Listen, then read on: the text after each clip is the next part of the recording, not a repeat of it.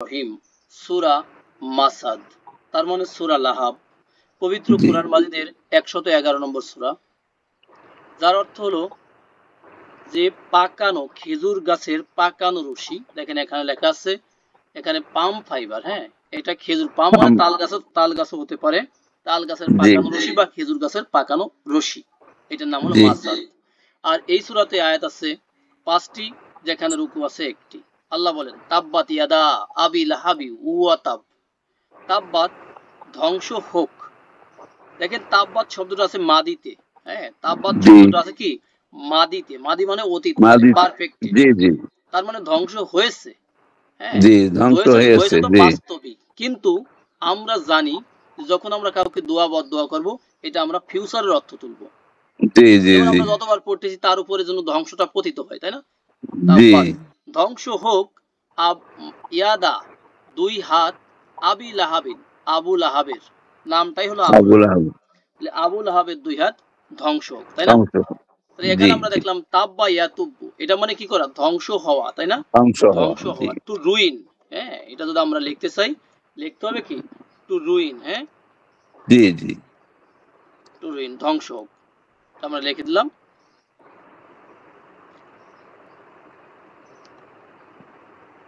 এরপর হলো অ এবং তাব্বা, এবং সে নিজেও ধ্বংস হোক, পুরুষবাচক। হ্যাঁ, সে জি নিজেও ধ্বংস হোক, তাব্বা। দেখেন এখানে তাব্বা আর এদিকে ছিল তাব্বাত, কারণ কি ইয়াদান, ইয়াদানে এই শব্দটা স্ত্রীবাচক। আমরা বলে স্থির রাখি আছে যে বডি পার্টস যেগুলো আছে আর যেগুলো জোড়ায় জোড়ায়, এর অধিকাংশগুলোই স্ত্রীবাচক। কি বাচক ভাইরা? স্থির আছে স্ত্রীবাচক। যেমন ইয়াদুন, এটা কিন্তু ডাবল ডাবলে আছে না ভাই? জি রাইট হ্যান্ড, লেফট হ্যান্ড। ওকে, ইয়াদুন এটা হলো সিঙ্গুলারে আছে, মানে এক বচনে। ইয়াদানে ডুয়েল বা পেয়ারে আছে, তার মানে কি দ্বিবচনে আছে। ইয়াদানে বলছেন যে দেখতে, যদিও যে দেখতেছি, আসলে কি স্ট্যাটাস কি আসলে পেশ পেশ, পেশ। ওকে, আর আইডি, এটা তো আমরা আরো যে দেখতেছি এবং লাস্টে সাকিনও দেখতেছি, তাই না? ইয়ার উপরে সাকিন আছে, এখানে জি সাকিন দিয়া না দিয়া সেম কথা, এই জন্য আমরা দেই নাই। আইডি এটা হলো হাতগুলো, এটাও আমরা যাই কিছু দেখি না কেন, আসলে কি আছে, পেশে আছে, পেশে আছে জি পেশে আছে। ওকে, পেশে আছে। কিন্তু আমরা আরেকটা গ্রামার জানি, সেটা হলো যখন মুদফ হবে, মুদফে কি কি হবে না, দেখি তো একজন ভাইয়া বলেন। তানবিন হবে না আলিফ লাম হবে না রাইট, তানবিন হবে না, আলিফলাম হবে না। আর তানবিনের মধ্যে কি লুকিয়ে রয়েছে, নুন, তাই না?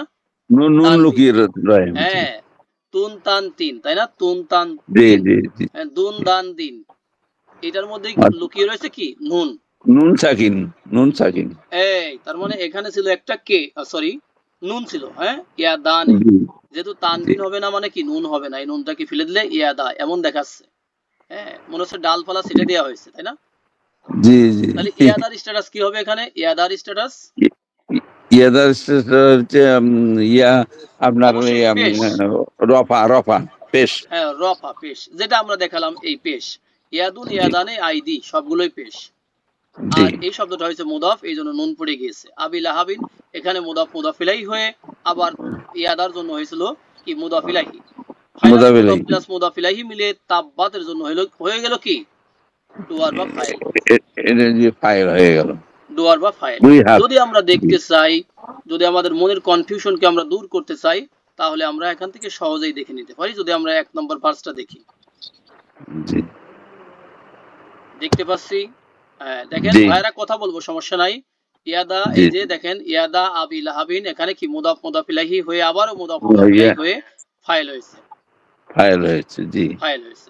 মাঝখানে ওয়াও দিয়ে কি আছে, কনজাংশন, মানে কি হরফে আতফ, কানেক্টর। জি আর তাব্বা এটা একটা ভার্ব, এটার মধ্যে কি আছে, ভিতরে কি আছে, হুয়া হুয়া হচ্ছে ফাইল হুয়া হুয়া হচ্ছে ফাইল ফাইল। তার মানে জি তার আবুল আহাবের 2 হাত ধ্বংস হোক, আর সে নিজেও ধ্বংস হোক। তার মানে তার বাকি থাকলো না তো কিছু, তাই না? না সবকিছুই সবকিছু, এমনকি আল্লাহ বলেন মা আগনা, এই যে মা, না, মা মানে কি মা অনেক অর্থ মানে হতে না পারে, মাল্টিপল অর্থ, কিন্তু এখানে অর্থ হবে কি না। সেটার না একটা সূত্র না আছে, মাদির পূর্বে মা। হ্যাঁ, যদি মাদিরপুরে মা মাদি, আসলে আসেনি আর কি কখনো মানে আসেনি আচ্ছা ওকে, নেই নাই এইরকম হ্যাঁ, এটা হলো স্বাভাবিক অর্থ হয়, কিন্তু সেই মাদিটা যদি লাইনের প্রথমে থাকে, তাহলে এমন জি অর্থ হয়। তাহলে মা আগনা, কাজে আসেনি। আগনা ইউগনি মানে কি করা, কাজে আসা, উপকারে আসা। হ্যাঁ, উপকারে আসা নরমাল শব্দ ছিল গনিয়া, মানে কি হওয়া, ধনী হওয়া। গনি হওয়া, ধনী হওয়া। গনিয়া মানে কি, গনি, গরিমিয়া, ঠিক না? গনি। হ্যাঁ হ্যাঁ, তাহলে আগনা ইউগনি এটা হলো কাজে আসা, উপকারে আসা। তাহলে মা আগনা কাজে আসেনি। আন মানে ব্যাপারে, সম্পর্কে, ব্যাপারে, সম্বন্ধে, হতে, থেকেছে। হ্যাঁ, জি। ওকে, তার মানে তার সম্বন্ধে বা তার ব্যাপারে কাজে আসেনি। এখানে হু, এখানে হু কি হয়েছে দেখেন, জার প্লাস মাজরুর, জার মাজরুর মুতাল্লিক হয়ে গেছে। তাহলে কার ব্যাপারে কাজে আসেনি, মালুহু তার মাল। মাল মানে কি, মাল, ওয়েল, মাল, মাল ধন সম্পদ, ধন সম্পদ, তার যে প্রপার্টিজ, এটা কাজে আসেনি। অমা কাসাবা, এবং যা কিছু সে উপার্জন করেছিল সেটাও কাজে আসেনি। এখন অমা কাসাবা দিয়ে যা কিছু উপার্জন করেছিল, এটাকে আরো বেশি ক্লিয়ার হওয়ার জন্য আমরা দেখে আসব এটার তাফসীরটা। তাফসীর দেখার আগে দেখে আসবো আমরা এর অনুবাদটা। দেখেন, তার ধন সম্পদ ও তার উপার্জন, দুইটা কথা, তার ধন সম্পদ ও তার উপার্জন। তাহলে ধন সম্পদও কিন্তু উপার্জন, কিন্তু আরো স্পেশালি উপার্জনকে আরো বেশি আলাদা করে বলা হচ্ছে। এটার কারণ কি সেটা আমরা এখনই দেখবো ইনশাআল্লাহ। তার কোনো কাজে আসেনি, তার কোনো কাজে আসেনি। আমরা যদি তাফসিরে যাই, হ্যাঁ, দেখেন তাফসির আহসানুল বায়ানে আছে, দেখেন উপার্জন, উপার্জনে তার নেতৃত্ব, দেখেন তার নেতৃত্ব, এটা উপার্জনের অন্তর্ভুক্ত, তার পদমর্যাদা এবং তার সন্তানেরাও শামিল। কারণ মানুষ কিন্তু সন্তানেরও কিন্তু বড়াই করে, অহংকার করে। হ্যাঁ, তাহলে তার নেতৃত্ব, তার নেতৃত্ব, সে যে এত বড় নেতা, লিডার, তার পদমর্যাদা, সে যে এমপি, মন্ত্রী, অমক তমক, ঠিক না? এবং তার সন্তান সন্ততি, এতগুলো ছেলে, এতগুলো লাঠি, এগুলো কোনো কাজে আসেনি, কাজে আসেনি। আর যার, আর কি কাজে আসেনি, তার যে মাল সম্পদ ছিল, সে তো টাকাওয়ালা ছিল, এগুলো তার কাজে আসেনি। এখানে কাসাবা ইয়াকসিবু একটা ভার্ব। ভাইদের মধ্য থেকে যে কেউ বলেন তো, কাসাবা ইয়াকসিবু এটা কত নম্বর গ্রুপের ভার্ব? এটা হচ্ছে 1 নম্বর গ্রুপের ভার্ব। কাসাবা ইয়াকসিবু গ্রুপ নম্বর 1, তাই না? এটা হলো টু আর্ন, আর্ন করা, টু গেইন, গেইন করা। হ্যাঁ, জি। আর আগনা ইউগনি তো আমরা দেখলাম কাজে আসা বা উপকারে আসা। নেক্সট হলো সা, মানে শীঘ্রই। এই কথাটা আমরা বলে রাখি, যদি কোনো শব্দের পূর্বে সা থাকে, সা অথবা সাউফা, সা অথবা সাউফা যদি থাকে, তাহলে এর অর্থ হয়ে যাবে সুন, সুন, এস ডাবল ও এন, সুন। আমরা আবার বলছি, আরেকটা আমরা সহজ করে বলি, দেখেন মুদরি ভার্ব কিন্তু দুইটা কালকে বোঝায়। বলেন তো কি কি কাল বোঝায় মুদরিতে? বর্তমান এবং মানে ভবিষ্যৎ, ভবিষ্যৎ। কিন্তু সেই মুদরি ভার্বের পূর্বে যদি একটা সা অথবা সাউফা আসে, তখন আমরা স্পেসিফিক একটা অনুবাদ করব, সেটা কি, ভবিষ্যৎ, ভবিষ্যতের অর্থ। সা অথবা সুন, আর সাউফা হইলে কি হয়ে যাবে, সুন, শীঘ্রই, মানে মানে অর্থাৎ ভবিষ্যতের অর্থ হবে। হ্যাঁ, শীঘ্রই মানে অচিরেই, তাই না? শিগগিরই, এই যে সে জ্বলবে। ইয়াসলা, সলিয়া ইয়াসলা শব্দটাকে আমরা একটু দেখে নেই। দেখেন সদ লাম ইয়া, এর রূপ থেকে আসছে সদ লাম ইয়া, সলিয়া ইয়াসলা, এটা হলো প্রবেশ করা, টু এন্টার, টু বার্ন এবং জ্বলা, দুইটা অর্থই হবে সলিয়া ইয়াসলা। তার মানে শীঘ্রই সে জ্বলবে। কোথায় জ্বলবে, না আগুনে। আগুন তার সিফাত কি, জাতা লাহাবিন, কেমন আগুন, মানে লেলিহান শিখা, প্রজ্বলিত আগুন। হ্যাঁ, প্রজ্বলিত আগুন, লেলিহান শিখা, শিখায়, হ্যাঁ, অথবা কি লেলিহান আগুনে, ঠিক আছে? কারণ জা জু জি এটার মুয়ান্নাস হলো কি, জাত, এবং লাহাব হলো কি, ওই লেলিহান শিখাটা, আগুনের শিখাকে কি বলে, লাহাব বলে। হ্যাঁ, লাহাব। তাহলে শিখাওয়ালা আগুনে সে জ্বলবে। তাহলে নার, এটা হলো মাউসুফ, আর জাতা লাহাবিন এই দুইটা মিলে সিফাত। দুইটার মধ্যে সম্পর্ক কি, মুদাফ মুদাফ ইলাইহি। যদি আমরা দেখতে চাই, তাহলে আমরা দেখতে পারি corpusquran.com থেকে। আমাদের ভার্স নাম্বার কত ছিল ভাইয়া? আমাদের 3 ছিল।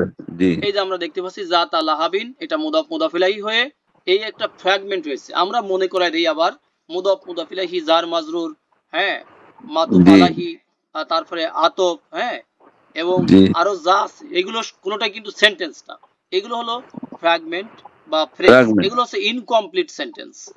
জি তাহলে এই ফ্র্যাগমেন্টটা আবার যা তার জন্য কি হবে? সিফাত হবে। সিফাত মানে কি? সিফাত হবে গুণ, দোষ, গুণ অবস্থা, গুণ সংখ্যা, পরিমাণ, এগুলোকে আরবিতে বলে জি সিফাত। অথবা কেউ কেউ সিফাত এটাকে নাতও বলেন, যেমন নাতে রাসূল, হ্যাঁ, জি রাসূলের জি গুণগান, সিফাত। এই দুইটা মাউসুফ সিফাত হয়ে আর একটা ফ্র্যাগমেন্ট হয়ে এই ইয়াসলার জন্য কি হবে? মাফুল হবে। মাফুল হবে তাহলে সে জ্বলবে নার জাতা লাহাবিন, লেলিহান আগুনে, ও ইমরাতুহু, আর তার স্ত্রীও। জি ইমরাতুহু একসাথে যখন পড়বো অমরাতুহু, হ্যাঁ, তার স্ত্রীও জি জ্বলবে। কারণ তার স্ত্রী কেমন ছিল? খারাপ না ভালো? খুবই খারাপ খুবই খারাপ, জঘন্য নিকৃষ্ট স্যার ছিল, হ্যাঁ, জঘন্য ছিল। এই জন্য তার স্ত্রীও, অ ইমরাতুহু একসাথে অমরাতুহু, তার স্ত্রীও, হাম্মালাতাল হাতাবি, হাম্মালা, হাম্মালা শব্দটাকে না দেখলেই নয়। জি এটা হলো হামিম লাম, হামালা ইয়াহামিলু, এই শব্দটার অর্থ কি? বহন করা, টু ক্যারি, বহন টু করা বেয়ার, হ্যাঁ, বহন করা। এখান থেকে হামিলুন যদি হয় বহনকারী, পুরুষ, জি মেল, আর হামিলাতুন এটা হচ্ছে ফিমেল, বহনকারিণী। ফিমেল আর এই শব্দটা যখন মুবালাগা আসবে, কি লাগা ভাই? মুবালাগা মুবালাগা, আধিক্য বোঝাবে, তখন হয়ে যাবে কি? আধিক্য হাম্মালাতুন, আম্মারা হাম্মালাতুন।